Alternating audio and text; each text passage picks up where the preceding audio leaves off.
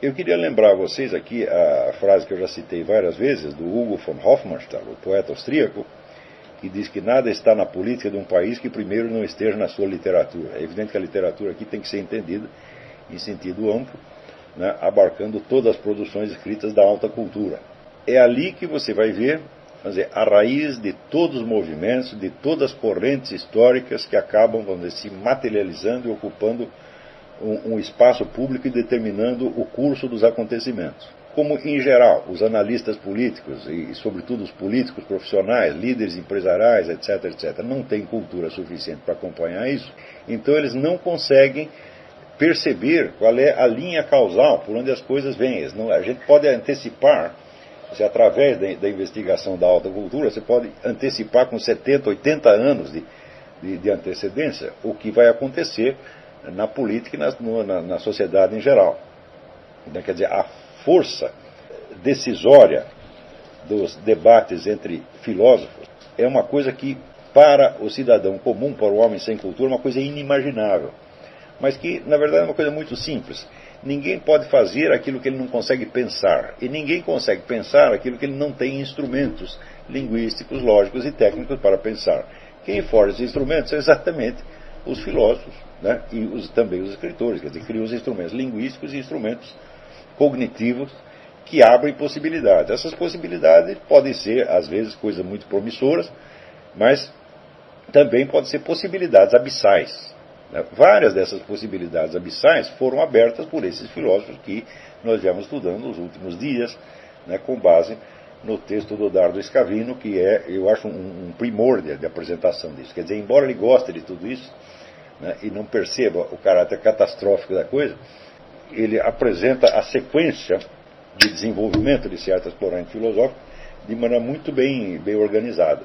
Por exemplo, quando nós vemos esse dia discutindo com alguns amigos meus essa questão, vamos dizer, da educação no Brasil e no mundo, onde se tornou praticamente impossível ensinar crianças a ler. E nós podemos rastrear a origem disto, a origem deste fenômeno, não só nas teorias e métodos educacionais que foram postos em circulação desde uns 50 anos mais ou menos, mas nas suas raízes mais remotas no pensamento filosófico, sem o qual esses métodos jamais teriam podido emergir. Quer dizer, métodos e práticas educacionais não surgem do nada. Quer dizer, você tem que ter um anteparo cultural, você tem que ter um terreno culturalmente preparado para isso. Então você rastreia as discussões entre filósofos e você vai ver qual é a desgraça daqui a 50 anos, 100 anos.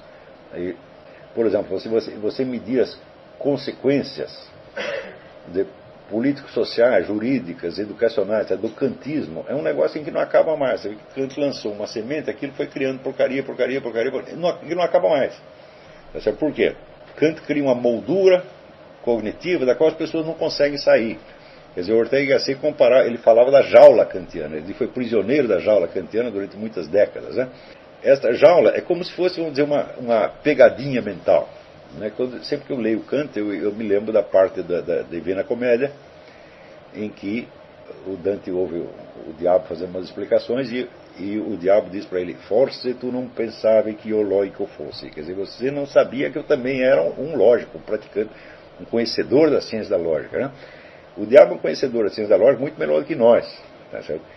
Então ele é capaz de fazer certas pegadinhas das quais você não consegue sair verbalmente, ainda que, digamos, existencialmente, até intuitivamente, você sabe que aquilo está errado, que ele é falso, você não sabe como sair, né?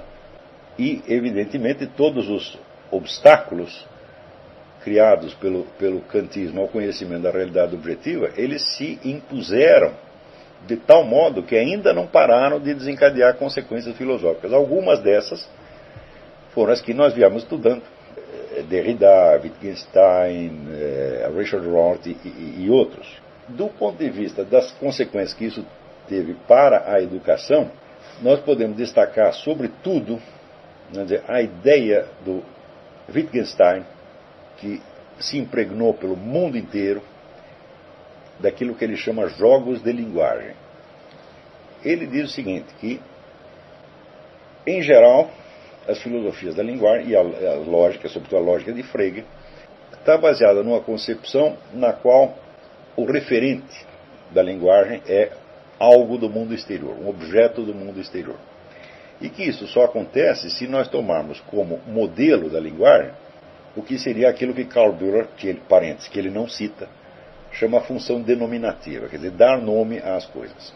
Eu vou lembrar, para isso ficar claro, eu preciso lembrar um pouco o Karl Bühler. Karl Bühler dizia que a linguagem tem 3 funções. A primeira função denominativa, que é dar nome às coisas. O segundo é a função expressiva, que é manifestar os nossos estados interiores. E o terceiro é a função apelativa, que é agir sobre a pessoa do interlocutor, ou sobre o público. Tá certo? Só que na perspectiva de Karl Bühler, essas 3 funções, elas eram dependentes umas das outras, e sobretudo a função denominativa tinha uma prioridade. É fácil você perceber que a função denominativa pode funcionar sozinha. Por exemplo, se você diz um quadrado tem 4 lados, isso não depende absolutamente da função expressiva e nem da ação que você deseja desencadear sobre o seu interlocutor. Quer dizer, a função expressiva e apelativa são aqui neutralizadas e a função denominativa funciona por si. Agora, as outras 2 funções não podem operar jamais sem a função denominativa, porque senão as palavras não significariam absolutamente nada. Tá certo? Por exemplo, se eu digo um palavrão para um sujeito, vai tomar naquele lugar. Tá certo? Se ele não sabe a que eu estou falando na esfera denominativa, ele não pode sequer se sentir ofendido. Do mesmo modo, se eu tento expressar os meus sentimentos, o sentido das palavras que eu estou empregando na função expressiva é o mesmo que tem na função denominativa e depende dela. Agora, quando Wittgenstein inventa a teoria dos jogos de linguagem, essa teoria repete o Karl Bühler. É igualzinha a do Karl Bühler, não tem diferença nenhuma. Só que ele trata várias funções, ele aponta várias e não somente 3, ele trata como se fossem totalmente independentes umas das outras. Então ele diz que quando você sai da clave, que o Karl Bühler chamaria denominativa, você já não pode mais dizer que as palavras têm referentes em objetos do mundo exterior. Por exemplo, então, portanto, você não pode dizer que as afirmações são verdadeiras ou falsas. E ele dá um exemplo.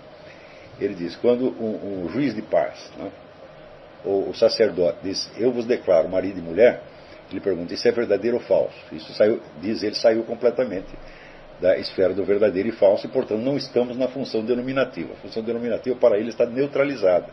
Karl Bühler diria, sim, você está usando a função apelativa, porque se você está dando uma ordem, você está declarando algo que deve ser feito a partir daquele momento, ou que deve ser reconhecido pelo casal e pelos ouvintes a partir daquele momento, você está nitidamente na função apelativa.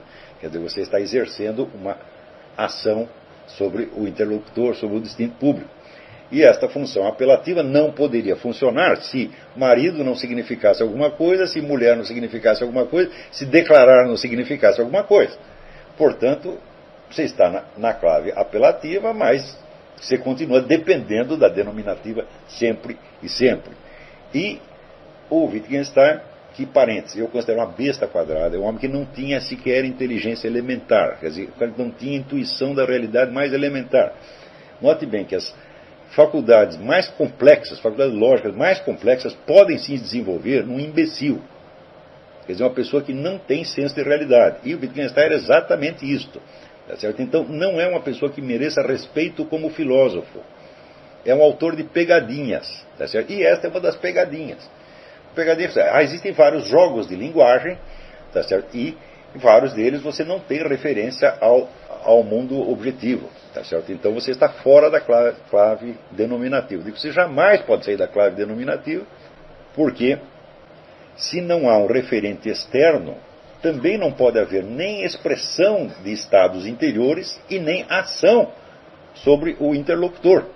Então, um exemplo, que aliás o próprio Dardo Scavino ele dá aqui no livro, ele diz o seguinte, por exemplo, se um jornalista escreve, o ministro tal é psicótico, então ele diz, o ministro não acusará o jornalista de ter mentido, mas de tê-lo insultado.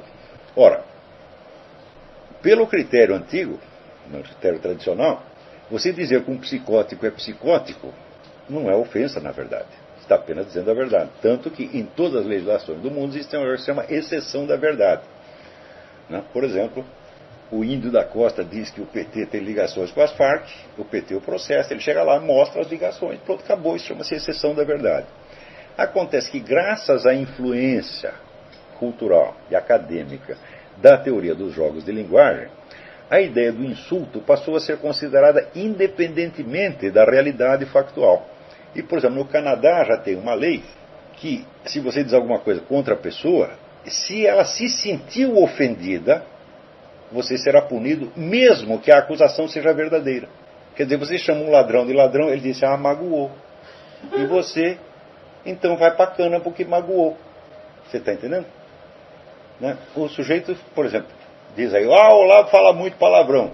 E daí eu processo ele. Ele chega lá, mostra 500 gravações do Trot Speaker, mandando os caras para aquele lugar.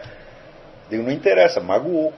Então é assim, entendeu? Quer dizer, isso aí sai da onde? Sai da teoria dos jogos de linguagem. Quer dizer, isso leva várias décadas. Quer dizer, uma teoria dessa leva várias décadas para ela se converter numa lei ou num programa político, num meio de ação social. Mas é fatal que isso aconteça. Porque é a autoridade intelectual do filósofo que acaba determinando qual é, vamos dizer, a moldura, o quadro mental no qual as pessoas podem pensar e, portanto, no qual eles podem agir. E, então, o repertório de possibilidades cognitivas abertas na alta cultura é o que vai determinar o campo total de ação. É claro que nem todas essas possibilidades serão realizadas, mas se elas não forem abertas, ninguém vai perceber. Quer dizer, a função exatamente da alta cultura é abrir essas possibilidades, tá certo? Algumas delas, como eu disse, podem ser benéficas, podem ser promissoras, e outras podem ser infernais e abissais. Esta, evidentemente, é abissal, porque a coisa passa a ser crime não pela materialidade do ato, não pela intenção, e não pela veracidade ou falsidade do que você disse, mas pela reação da suposta vítima. Não é isso? Então, isso aqui, por exemplo, nos Estados Unidos já funciona para crimes de estupro, que aqui eles chamam rape. Né? Até aqui tem um conceito elástico chamado rape, que abrange tudo, desde sedução, né? Quer dizer, você prometeu que ia casar com a mulher, transou com ela, e depois não casou, isso é rape. E você encosta um revólver na cabeça dela e diz, dá pra mim, senão eu te mato, também é rape. Eu já acho uma coisa muito engraçada isso, né? Quer dizer, não tem a fineza de outras legislações que são um pouco mais sutis. Então, você vai ver que o critério, esse conceito de rape, se aplica simplesmente ao caso em que a mulher não gostou de transar com você. Quer dizer, não depende mais do ato, depende de como ela se sentiu. Ela se sentiu constrangida. Até os primeiros 5 minutos estava bom, depois ficou ruim, foi rape. Então, vira o estupro retroativo. Qual é a origem disso? Jogos de linguagem. Porque você não tem mais o referente objetivo. Tudo passa a depender, então, da reação subjetiva dos interessados. Então, é claro que isso aí é uma institucionalização da injustiça. Vocês devem lembrar o caso do Mike Tyson, né, da moça que foi no quarto de hotel do sujeito, né, para ver o quê? Para ver a coleção de selo. Então, daí transou e depois processou o cara e ele foi para a cana. Não é isso? Então, nesses casos, você não pode sequer alegar a exceção da verdade.